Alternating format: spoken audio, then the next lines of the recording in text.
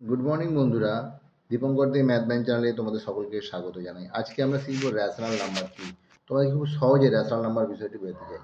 Rational number আসলে যে কোনো সংখ্যার একটা রূপ, যেটা যদি আমরা এভাবে দেখি, যদি রেশনাল নাম্বারকে আমরা এইভাবে পি বাই কিউ আকারে প্রকাশ করি।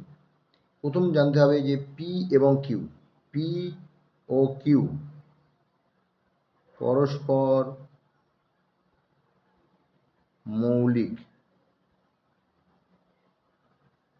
কিউ কখনো জিরো হবে না।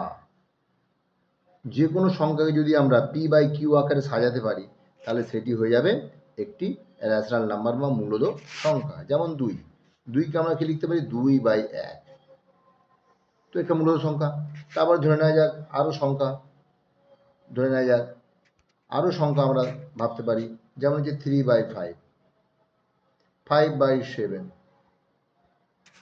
7/8। কিন্তু কোনো সংখ্যা যদি ধর এরকম থাকে 6/8, তো এটাকে আমরা মূলত সংখ্যার রূপে প্রকাশ করতে গেলে পরে, কারণ 6 এবং 8-এর মধ্যে এরা কিন্তু পরস্পর মৌলিক সংখ্যা নয়।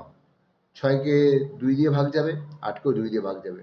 তাহলে মৌলিক সংখ্যা হচ্ছে এমন সংখ্যা যাদের পরস্পর মৌলিক সংখ্যা বলতে এমন সংখ্যা বোঝায় যাদেরকে এক ছাড়া অন্য কোনো সংখ্যা দিয়ে ভাগ করা যায় না। তো এখানে যদি আমরা করতে চাই 2×2=4, 2×3=6, 2×4=8, এই যে প্রেজেন্টেশনটা আমরা করলাম, এটা হচ্ছে মূলত সংখ্যার প্রেজেন্টেশন। তো এই হচ্ছে মূলত সংখ্যার মূলত ধারণা। আশা করি তোমরা বুঝতে পেরেছো। আমার ভিডিওটি ভালো লেগে থাকলে তোমরা লাইক করো, শেয়ার করো এবং চ্যানেলটি সাবস্ক্রাইব করে সঙ্গে থাকো। ধন্যবাদ।